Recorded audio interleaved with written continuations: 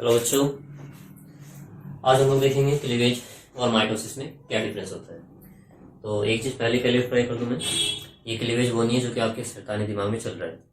तो थोड़ा पढ़ाई पे भी ध्यान दो। उस क्लीवेज की बात नहीं कर रहे जो आप लोग सोच रहे।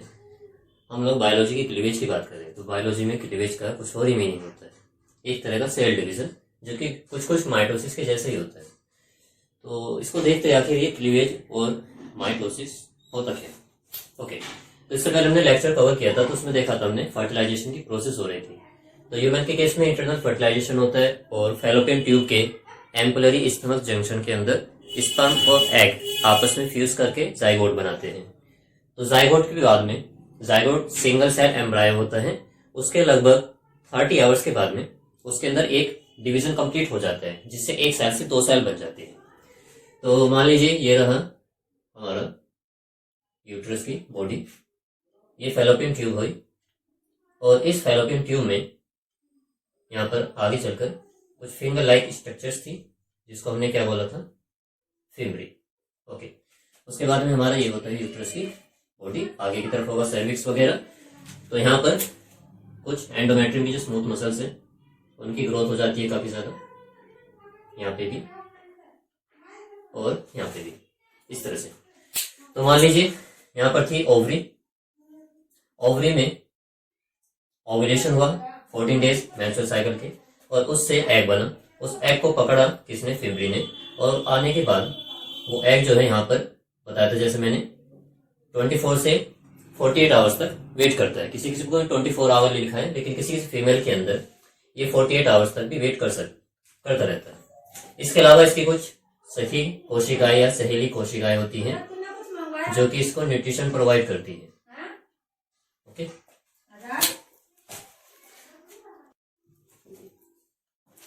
तो बच्चे यहाँ पे सेकेंडरी ओसाइट रिलीज होता है। उसके बाद में जैसे मैंने बताया कि 24 से 48 आवर्स तक ये वेट करेगा स्पर्म का फर्टिलाइजेशन होने का। तो मान लीजिए फर्टिलाइजेशन की प्रोसेस हो जाती है, और फर्टिलाइजेशन होने के बाद में जो प्रोडक्ट ऑफ कॉन्सेप्शन बना है यानी कि जाइगोट, वो सिंगल सेल्ड होता है। मान लीजिए ये रहा जाइगोट।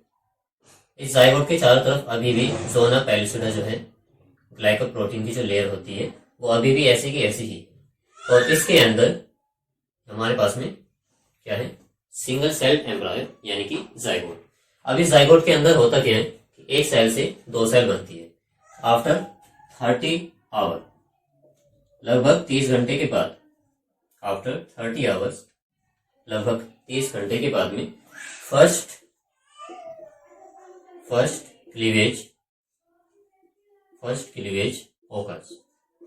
लगभग 30 घंटे के बाद, फर्टिलाइजेशन के 30 घंटे के बाद फर्स्ट क्लीवेज हो जाता है। और क्लीवेज में होता क्या है देखते हैं यहाँ पे। सेल का जो साइज है वो ऐसा का ऐसे ही रहता है, क्योंकि इसके चारों तरफ जोना पैलिसुडा की कवरिंग है, तो इस सेल के साइज को बढ़ने नहीं देगी।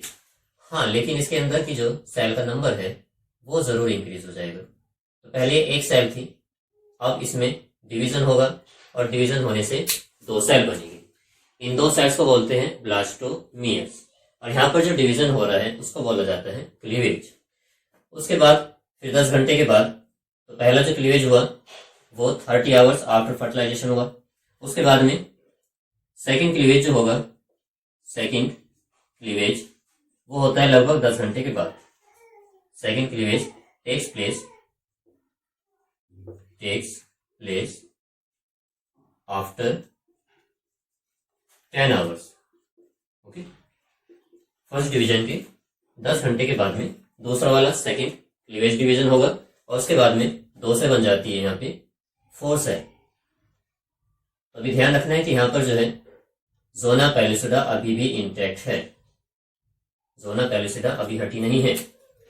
कभी कभी यहाँ पर ऐसा भी हो जाता है कि 2 सेल से 4 न बनकर कभी कभी बीच में 3 भी बन जाती है। तो मान लीजिए ये रहा हमारा अंदर का जाइगोट, जिसके अंदर अब 4 सेल फॉर्म हो चुकी है। लेकिन ध्यान रखना है कि यहाँ पर अभी भी जोना पैलिसुडा इंटैक्ट है। उसके बाद में 4 से 8 सेल बनती है, और फिर 8 से 16 सेल बन जाती है। तो 16 सेल जो स्टेज होती है उसको बोला जाता है मोलुला। और ये सब यहाँ पर चलता रहता है। फैलोपियन ट्यूब्स के अंदर कुछ हेयर लाइक स्ट्रक्चर्स होती है जिनको सीलिया कहते हैं, और ये सीलिया इस एम्ब्रायो को आगे की तरफ मूव कराने में हेल्प करती है, तो ये आगे की तरफ जाता रहता है। अब यहाँ पे क्वेश्चन ये बनता है कि जोना पैलिसिडा जो है वो यहाँ पर अभी भी इंटैक्ट क्यों है, और जब 16 सेल के बाद में यूट्रस की कैविटी में आ जाती है तो वहां से कुछ यूट्राइन फ्लूइड रिलीज होते हैं और वो इसके अंदर घुस जाते हैं, इसके अंदर ब्लास्टुला के अंदर। अभी देखेंगे हम, अगले लेक्चर में हो सकता है उसको हम कवर करें। आज सिंपली हमें फोकस करना है क्लीवेज और माइटोसिस पे, तो इसलिए छोटा सा मैं इंट्रोडक्शन दे रहा हूँ कि जोना पैलिसिडा इसके चारों तरफ बनी हुई है, लेकिन सेल का जो नंबर है वो धीरे धीरे बढ़ता जा रहा है। अब किसी एक ही चीज के अंदर हम क्या कर रहे हैं, एक ही चीज को बार बार काट रहे हैं, तो काटने से क्या हो रहा है कि उनके जो नंबर्स है, जो पार्ट्स के नंबर है वो तो इंक्रीज हो रहे हैं, लेकिन उनका जो मास है, जो उनका मास है वो धीरे धीरे डिक्रीज होता जा रहा है। तो कुछ ऐसे यहाँ पे हो रहा है कि जाइगोट का जो साइज था और 16 सेल स्टेज में जो साइज रहता है वो लगभग सेम ही रहता है, लेकिन सेल का नंबर बढ़ जाता है, तो इसी को हम लोग बोलते हैं क्लीवेज। तो लगभग 16 सेल की जो स्टेज होती है उसको मोरुला बोला जाता है और वो मलबेरी शेप की होती है। तो आज हमें देखना क्लीवेज और माइटोसिस में डिफरेंस देखना है, तो इसको रफ करते हैं और फटाफट इनके कुछ पॉइंट्स लिख लेते हैं। तो क्लीवेज जो होता है वो एक तरह का माइटोटिक डिवीजन ही है, लेकिन थोड़ा सा डिफरेंस है। क्या डिफरेंस है डिस्कस करते हैं। चलिए यहाँ पर हम एक टेबल बना देते हैं। तो क्लीवेज क्या है, क्लीवेज एक रैपिड और रिदमिक डिवीजन है, rhythmic division occurs in zygote. इस जाइगोट के अंदर होने वाला एक रैपिड, काफी तेजी से जो होता है, और रिदमिक डिवीजन होता है। माइटोसिस जो होता है ये सेल डिवीजन ही है, सेल डिवीजन, लेकिन इतना ज्यादा ये फास्ट नहीं होता है। Cell division takes place almost every cell, इसको छोड़कर गेमेट के फॉर्मेशन के टाइम पर, उसको छोड़कर। तो गेमेट के फॉर्मेशन टाइम पे मियोसिस होता है, बाकी जितनी भी हमारे सेल्स है उनमें जनरली माइटोटिक डिवीजन हो रहा होता है। जाइगोट के अंदर जो माइटोटिक डिवीजन हो रहा है उसको क्लीवेज बोला जाता है। दूसरा, यहाँ पर number of cells increases, number of cell जो है इंक्रीज करता है, but the size of the cell decreases. तो सेल का नंबर तो बढ़ता जा रहा है, लेकिन जो सेल का साइज है वो धीरे धीरे डिक्रीज करता जा रहा है, क्योंकि जोना पैलिसिडा ने उसको चारों तरफ से कवर किया हुआ है। तो सेल अंदर अंदर डिवाइड करती रह रही है, उनका साइज नहीं बढ़ पाएगा, क्योंकि जोना पैलिसिडा साइज को बढ़ने नहीं देगी। बाद में हाँ जब ब्लास्टुला बन जाता है तो जोना पैलिसिडा वहां से डिसइंटीग्रेट होकर अलग हो जाती है, और फिर धीरे धीरे वो एंडोमेट्रियम से न्यूट्रिशन मटेरियल को इकट्ठा करता रहता है और अपने साइज को बढ़ाता रहता है। तो नंबर ऑफ सेल्स इंक्रीज हो रहा है, लेकिन size of the cell decrease. यहाँ पर नंबर ऑफ सेल्स भी इंक्रीज होगा, number of cells increases and size of the daughter cell, जो डॉटर सेल्स बनेगी, size of the daughter cell is almost similar या equal to that of parental cell। कभी कभी उससे ज्यादा भी हो जाता है, लेकिन उससे कम नहीं होगा। तो पेरेंटल सेल की साइज से इनका जो साइज होता है लगभग सेम, या फिर थोड़ा सा कभी कभी ज्यादा भी हो जाता है। सेल्स का नंबर वहां भी इंक्रीज कर रहा है, यहाँ भी इंक्रीज कर रहा है, लेकिन वहां पर जो साइज है वो धीरे धीरे ग्रो करता जा रहा है और बढ़ रहा है। यहाँ पर जो साइज है सेल का वो बढ़ नहीं पा रहा है, क्योंकि जोना पैलिसिडा को बढ़ने नहीं दे रही। इसके अलावा जो सेल होती है, सेल की जो ग्रोथ होगी, यहाँ पर जो ग्रोथ फेज होता है, ग्रोथ फेज इज शॉर्ट। यहाँ पर जो ग्रोथ फेज होगा सेल का वो शॉर्ट होगा, और यहाँ पर जो ग्रोथ फेज होता है गैप फेज, या फिर ग्रोथ फेज की जगह हम लोग यूज कर लेते हैं वर्ड इंटरफेस। ओके, इंटरफेस जो आता है वो G1S G2M, उसको हम लोग इंटरफेस बोलते हैं। तो यहाँ पर जो इंटरफेस होगा वो बहुत ही छोटा होता है। यहाँ पर इंटरफेस काफी बड़ा होगा। इंटरफेस इज ज्यादा या फिर हायर या मोर ड्यूरेशन वाला। इंटरफेस इज मोर या फिर हाई टाइम कंज्यूमिंग,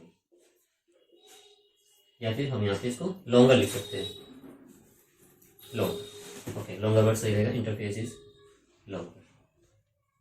इंटरफेस जो होगा G1S G2 वो लॉन्गर होगा। इसके अलावा यहाँ पर जो डीएनए की सिंथेसिस होती है, डीएनए सिंथेसिस वो काफी तेजी से होगी।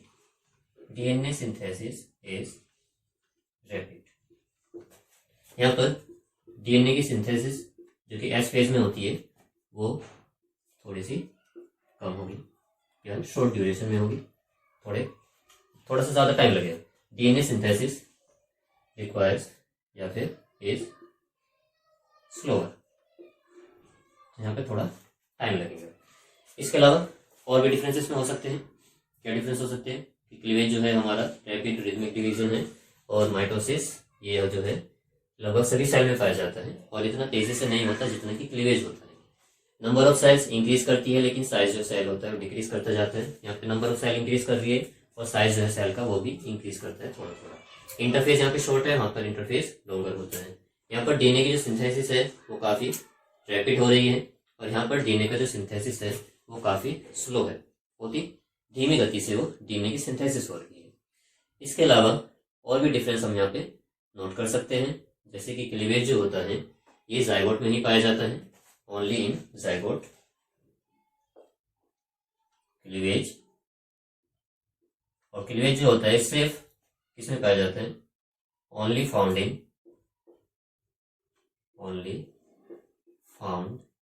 In animal cells.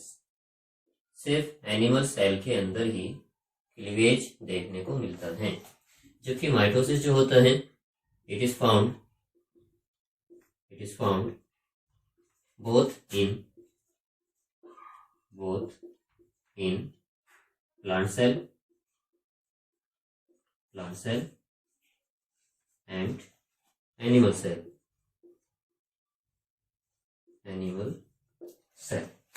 ओके, तो ये थे इसके कुछ डिफरेंसेस।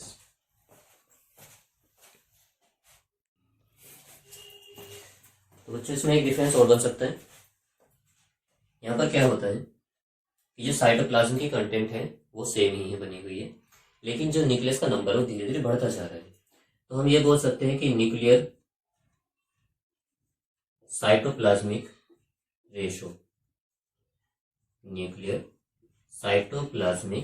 रेशो इंक्रीजेस, यानी कि न्यूक्लियस जो है उनका तो नंबर बढ़ता जा रहा है, लेकिन जो साइटोप्लाज्म है प्रत्येक सेल के अंदर उनका कंटेंट घटता जा रहा है। तो ऊपर वाली वैल्यू अगर बढ़ती है तो ओवरऑल जो वैल्यू आएगी वो डेफिनेटली ज्यादा ही आएगी।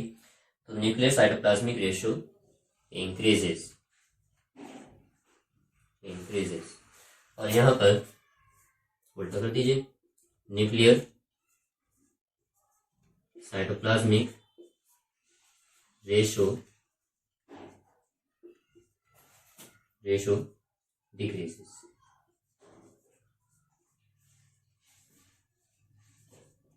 ये थे इसके कुछ डिफरेंसेस बच्चों। चलिए, तो अगली क्लास में मिलते हैं।